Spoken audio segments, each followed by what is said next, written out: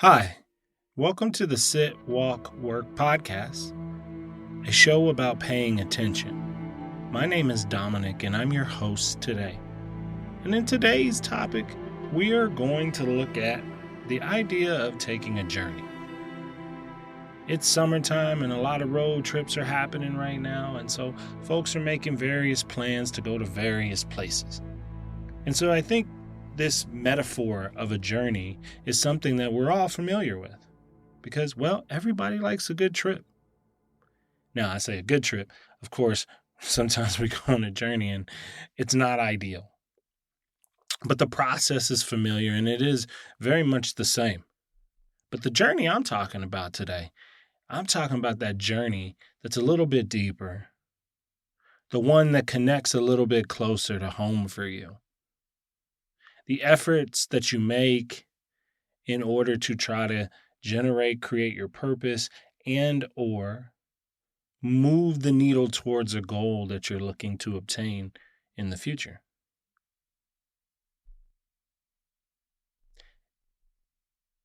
It is hard to start something from the ground up. Whether it's something you're familiar with or whether it's something that requires you to obtain new skills, the first step is always the hardest step. We've all heard the quote, "The journey of 1,000 miles begins with a single step." We all know that we need to take that step. But before we can, we're often met with some type of resistance that holds us back from doing the things that we know we should do. And it used to be that resistance was there wasn't enough information.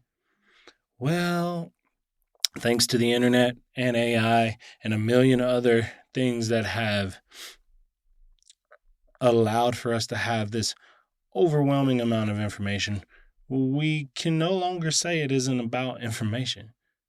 We've got plenty of information. So what do we do to go from idea to implementation?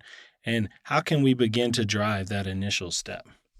And I personally, I'll say this, I haven't always been a huge fan of poetry, but every now and again, you might read something that really starts to land.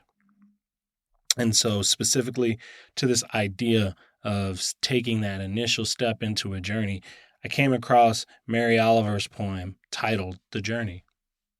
And I think this poem does a phenomenal job of encapsulating the fears and the resistance and the voices that start to occur when we take a journey, especially into new terrain. So I'm going to read that real quick and then share a little bit about where this has come up for me, and I know this to be true in my life.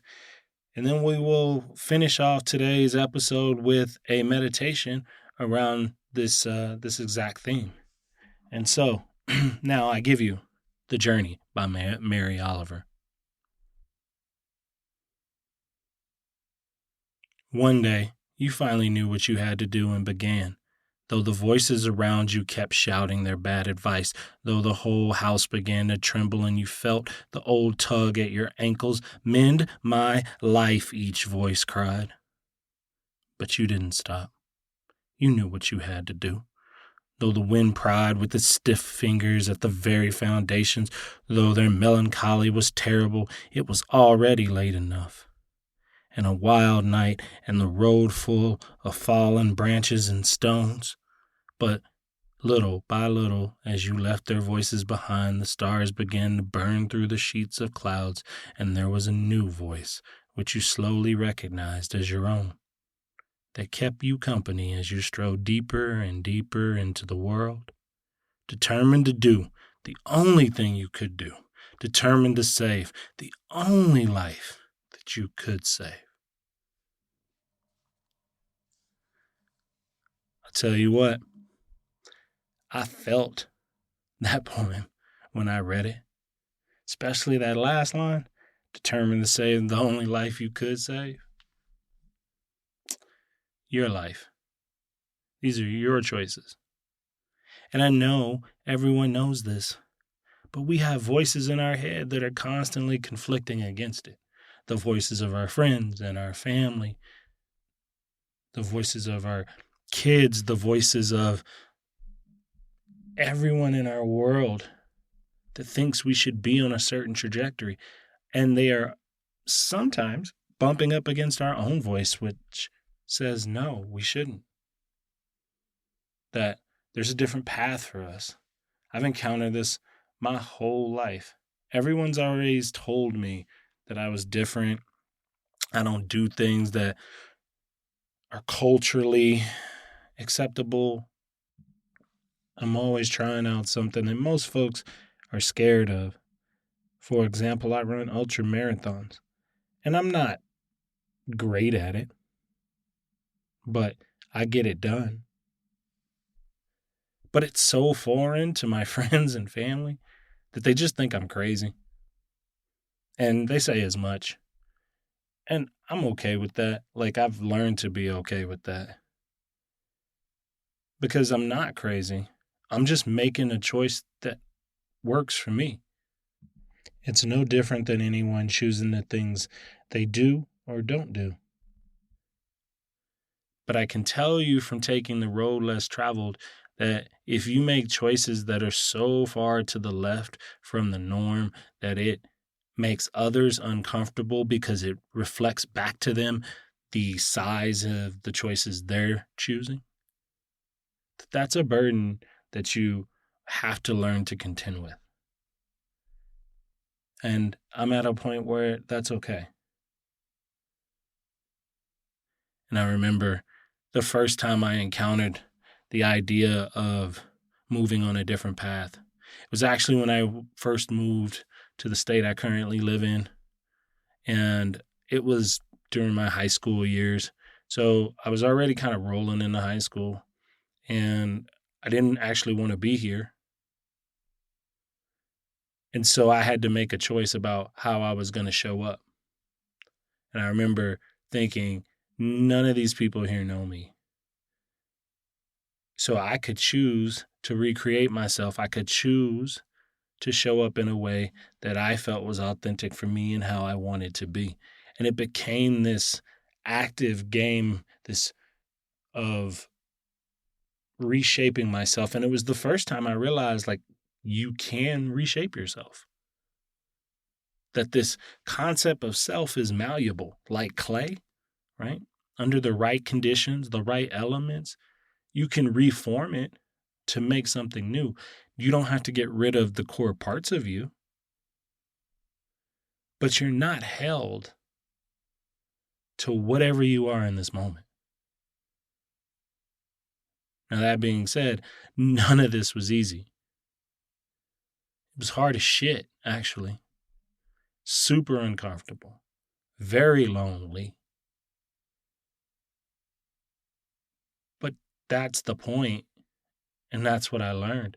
That's what it means when you choose the path of greatness, when you choose the road less traveled, when you choose to chase the big dream. That you don't have to contend with those forces, with those negative voices, with that wind blowing and gripping at you.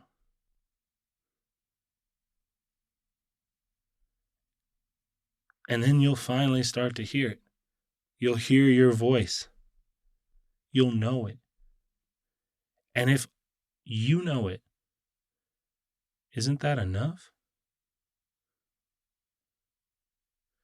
Isn't it enough for you to be proud of yourself?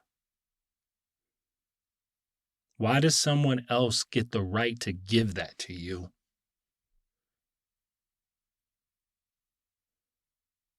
You can spend your whole life waiting for the world to love you, waiting for the world to accept you,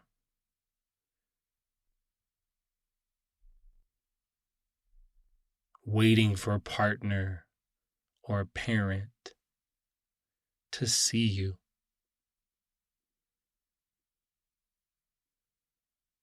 Or you could begin to love yourself, to hear your own voice, to move along the path in a way that supports you, even if no one else understands it. Because your voice is enough. Because you are enough. I honestly think that as we age, we start to realize that we have less and less time here on this thing we call Earth. And as a result of having less and less time, we start giving less and less fucks about certain things. One of those things is other people's opinions. One of those things is how odd our behavior patterns might look to the outside observer. And we start to align more closely with our own internal awareness and our own internal dialogue. Because we know that we don't have forever. We have right now. And so here's something I'd like for you to give some consideration to. Take some time and look at your life currently where it is. And maybe start to ask yourself some questions. Here's a good one. Are you exactly where you want to be? Or are you someplace that someone told you you should be?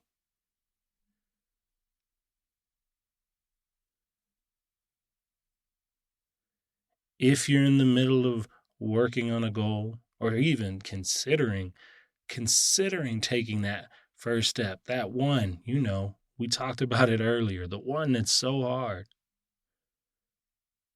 the one where you go from no momentum to building momentum. If you're in that place, what's an action you can take? Regardless of size, what's one thing you can do to start to build up the energy? Because that's what it's about, right? You're taking nothing and you're putting some inertia behind it, and you've got to get a little bit of wind underneath your sails, so to speak. And so even if it's a small action, what's one thing you can do? Followed by another, followed by another. Stop worrying about the full picture. Take it a breath at a time, a step at a time, and then simply repeat. Do you need to acquire some new skills? Well, you're capable of learning. You are. You've gotten this far.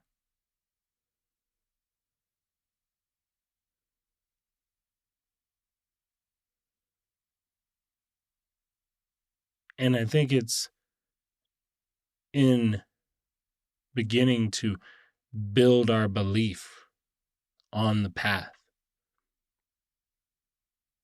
that our voice, our truest voice, begins to cultivate.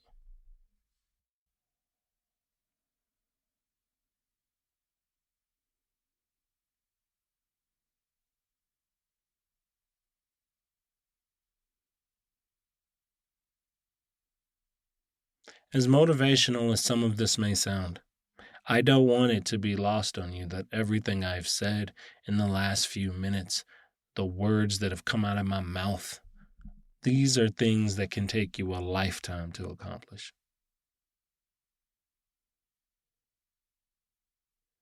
That's not why I'm sharing this with you. I'm sharing this with you because you deserve to learn that you are capable of dealing with anything this life has to offer you. To me, that is the greatest power as humans that we can cultivate. So much of our life is spent in this fearful state that we are only one event away from crumbling. And yet, I look at the human body and I see the resiliency in it. And I have to believe that that's also in the mind. And that we are capable of contending with anything that life has to throw our way. But we've got to build that confidence. You can't buy it, you can't short step it. It is built on a little bit of pain, a whole bunch of hard work, of falling down and getting back up and repeating that process until you're like, I got it. This is it. That's the journey. And the quicker we can do that without shame, doubt, judgment, fear, the richer this life will be for all of us. And so let this monologue be a catalyst for you to start your journey, to maybe choose a different path, or to pick your head up and look at where you're going and see if you like it. And if not, change it. Be determined to do the only thing you could do. Determined to save the only life you could save.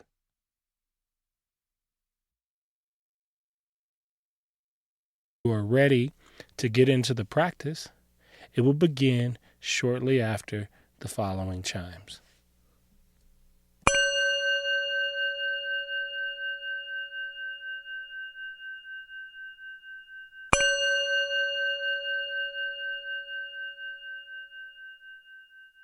Just kind of take this opportunity to slow down and offer yourself this this moment out of your day, because that's really what it is. Sure, it's 30 minutes, but that's really a small part of a long day, to kind of be curious and to explore what's happening inside the mind and inside the body today.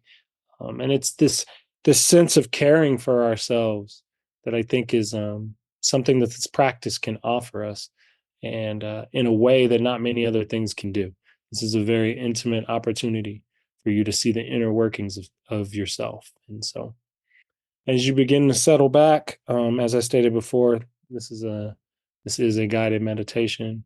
You're seated or lying down, and really, first thing I want you to notice is, can you take a breath in? So maybe take an inhale and an exhale. Notice how you're breathing. If you had to struggle, if you had to fight, if you felt cramped or collapsed in any capacity, then maybe adjust yourself as you need to.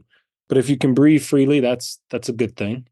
And then make sure your hands have a place to rest, maybe in your lap, maybe on the desk in front of you, or wherever they're going to kind of be steady. The more you can steady the body, the more it will help you to steady the mind. There's a relationship there. When we have a lot of movement going on within us, it can generate a lot of movement within the mind. So the more stillness you can create there, the more you can bring to the overall practice. And then kind of the last thing I have for like posture and cueing stuff is just, if you want to take this practice with your eyes open or closed. Closing the eyes reduces some of the visual stimulation from the environment around you. But if it doesn't feel safe to do that, you don't have to. Just rest your eyes somewhere where maybe they won't be too distracted. And all that, once you kind of bring all these little pieces together, we start to set the tone for the beginning of our practice. Almost as if we're telling our body, like, this is where we're going, and I'd like for you to come along with me.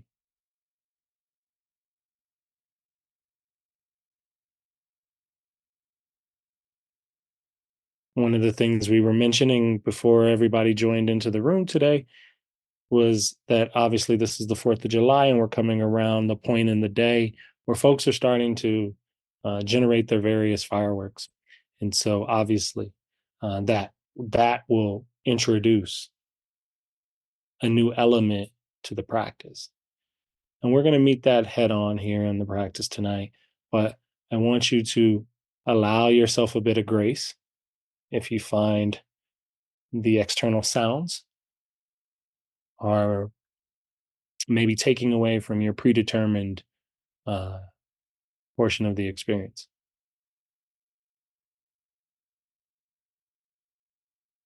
And so let your attention start to notice how you're breathing today. The breath is the place I like to start. It's a beautiful anchor to just kind of begin to notice.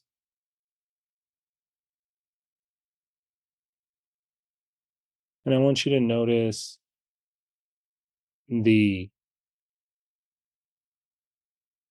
quality of the attention that you're paying to the breath. Are you loosely holding the attention and just kind of noticing the breath coming and going? Are you really trying to focus in on just that one item?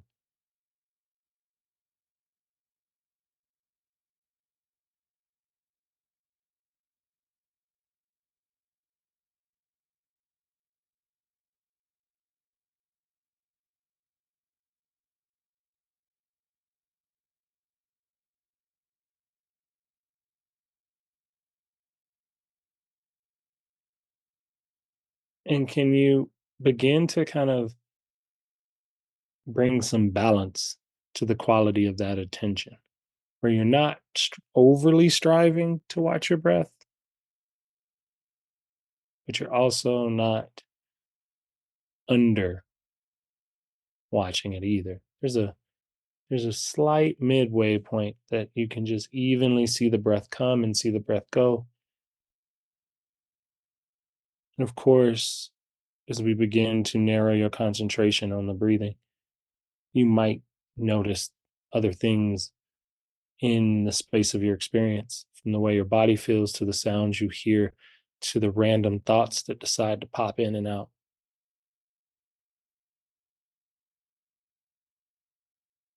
We don't fight the distractions, we acknowledge them, and then we come back to what we were originally doing, in this case, observing the breath.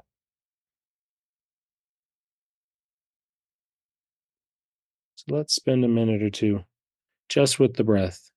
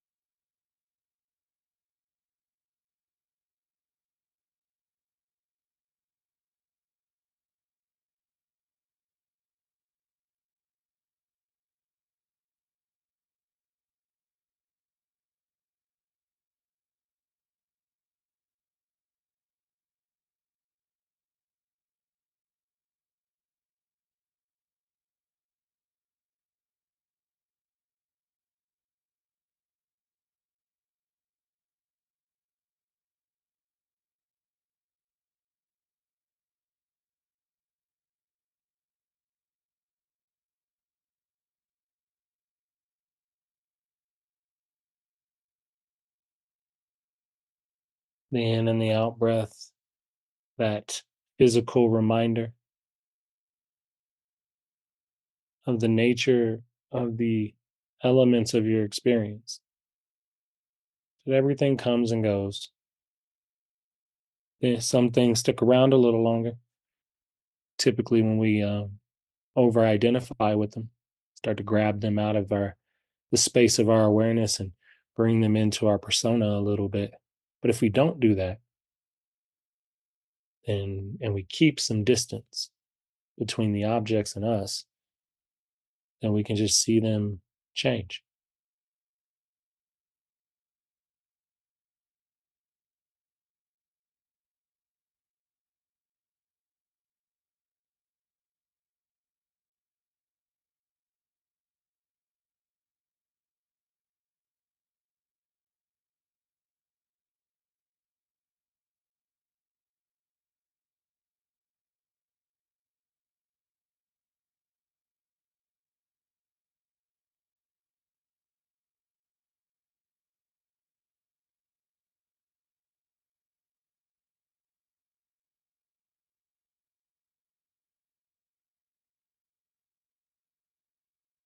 And can you begin to get a sense for the impact watching the breath has had on your feeling tone or kind of what's going on in you in this moment? It's almost as if we are simply testing, right? We're, we're doing one thing and then seeing how it lands within us.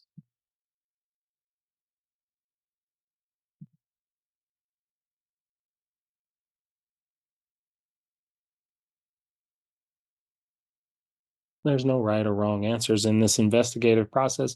It's just us taking our curiosity inward, knowing how the breath feels and how to connect to it. It can act as an anchor for us as we begin to expand our attention away from the breath, and we start to add a little more into our little recipe that we're building. This little journey that we're taking begins to take another step. As our attention opens up and we start to invite in all of the sounds that we're hearing around us. And this is a practice I often bring forth anytime I'm in situations where the sounds are very prevalent or maybe even a little overwhelming in some cases. And so, just like you observe the coming and going of your breath, I want you to observe the coming and going of the sounds in your environment.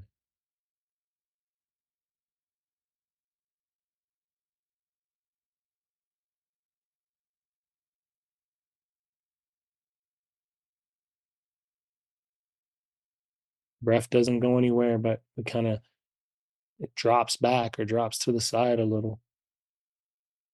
One of the things you might begin to realize is that as you begin to focus on the sounds,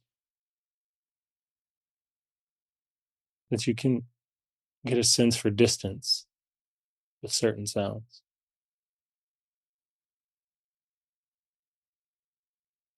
You might notice sounds that are close to you.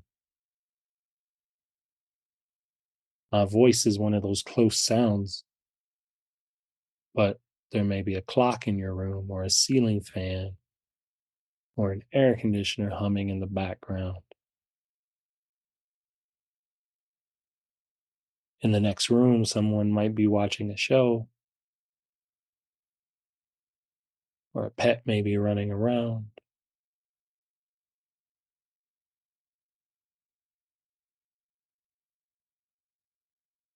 Further into the distance, you might hear the sound of fireworks coming and going.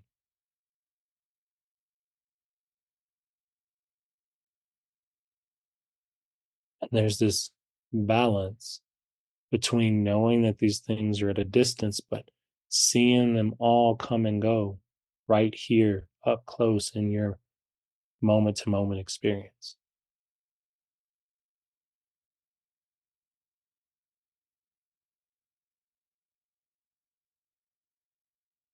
So let's spend a few minutes observing sound,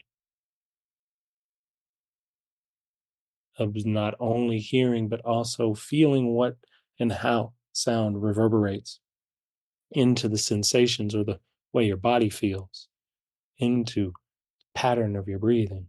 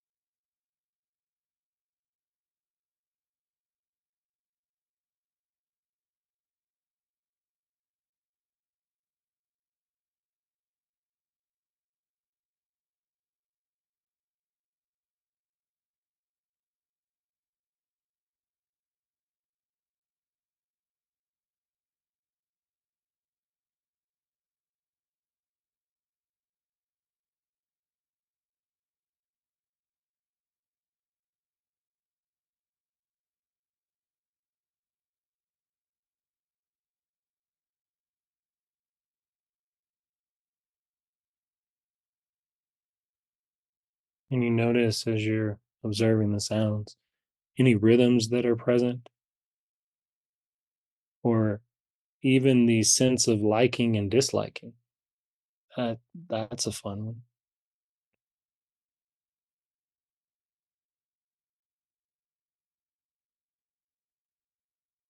And what if you just drop back from that a little bit and observe the sound as a matter of changing experience?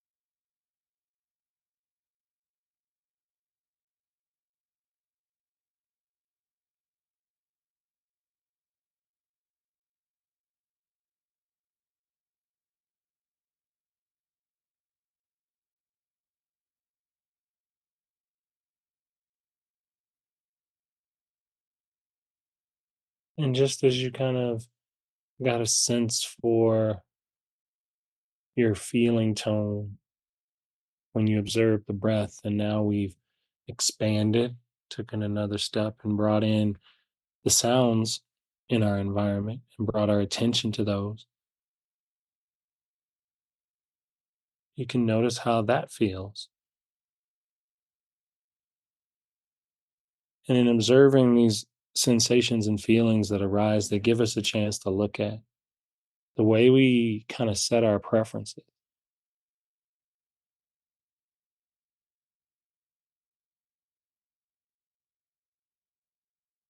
And while there's nothing wrong with having a preference, anytime we overly connect or attach to them, they invite the opportunity to create discomfort within us.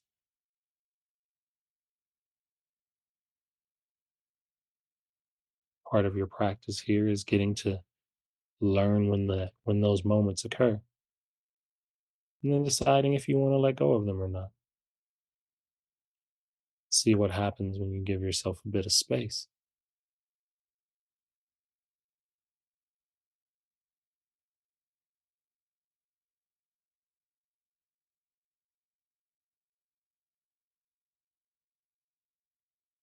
This same concept applies to every part of your practice. So you even include the way you're thinking, because there can be a certain quality to the thoughts that we're having in any given moment, to the quality of our internal dialogue.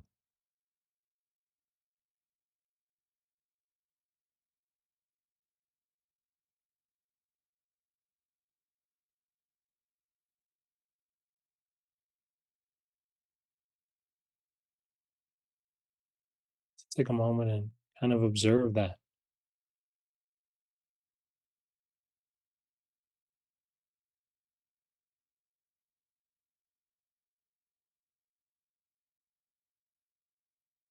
See if there's a certain tone to the thoughts that are coming up in your practice.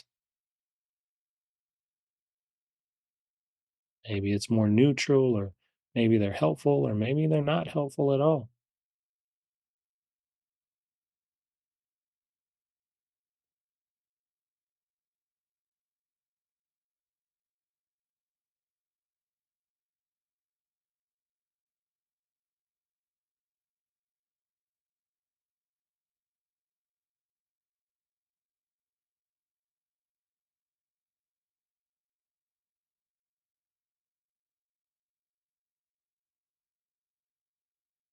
You can even see where in time you are in your mind. There's this relationship between attention and time. Tell me what you spend your time on, I'll tell you what you're paying attention to. But also in our practice, where your thoughts are will tell you where your attention is. So if you're thinking about something that's already happened, then your thoughts are in the past. If you're maybe concerned with something that's upcoming in the future, that's where your thoughts are. But if you're noticing what's happening right now in the moment in the practice, then you're in the present.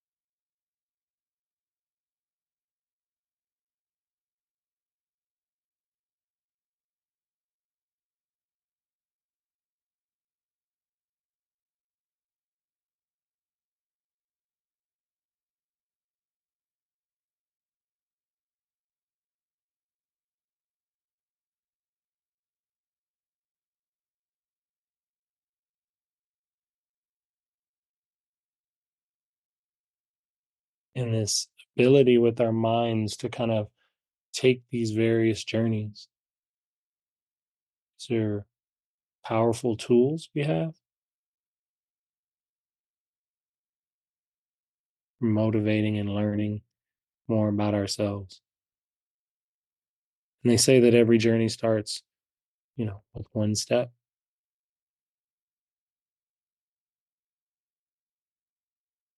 There's a line in Mary Oliver's poem by the same name, The Journey. It says, "One day you finally knew what you had to do and you began." And we all know that there's been moments where we took that step. Maybe we didn't know how it was going to turn out, but we moved in that direction.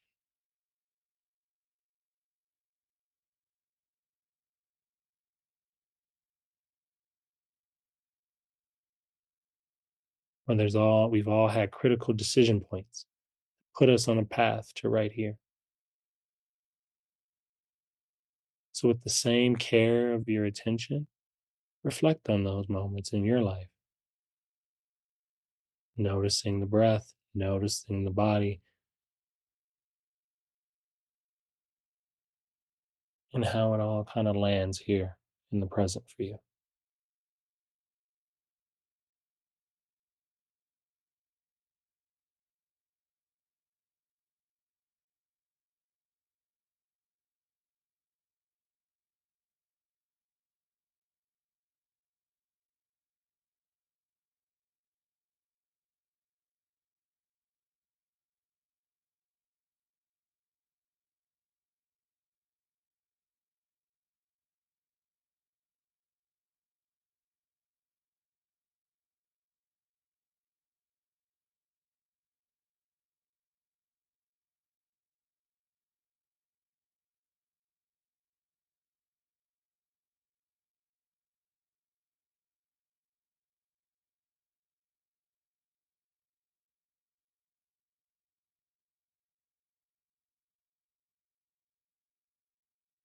And if you find yourself at any point in the practice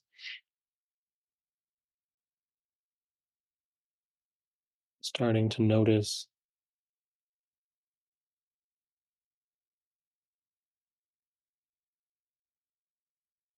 that your thoughts are maybe not being the kindest,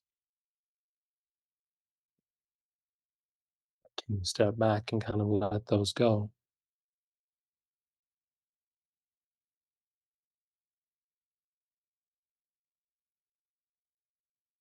and give yourself a bit of grace and a bit of space.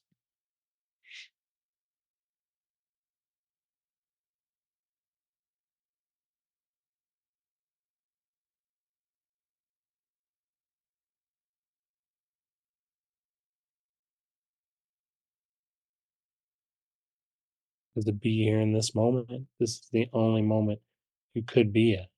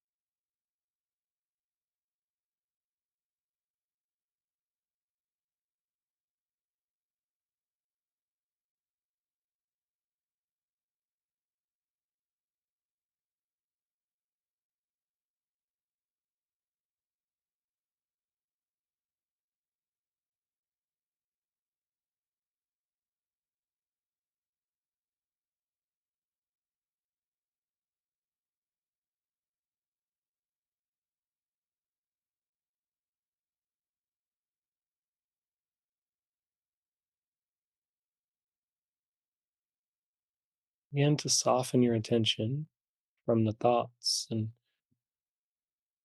allow yourself to focus on the space that is present in this moment.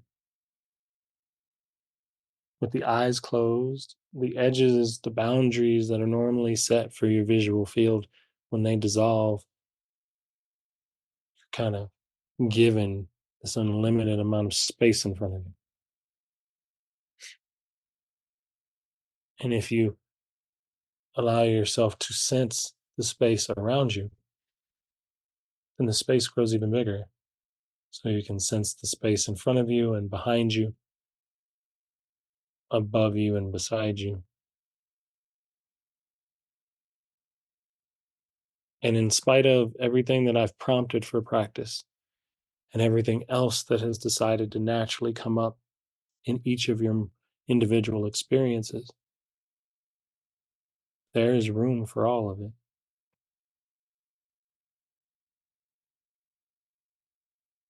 We've been looking very closely at the individual parts, and now I'm asking you to step back, look at the whole picture.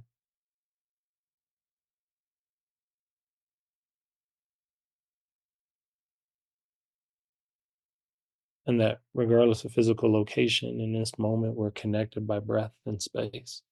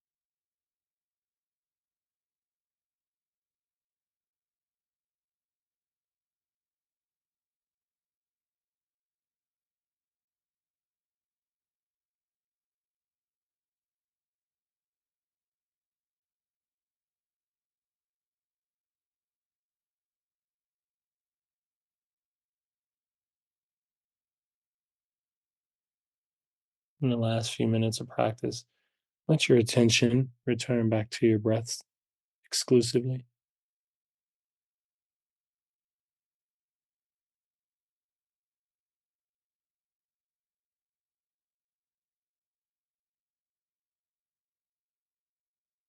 observe the breath and the feeling tone that's right now in this moment.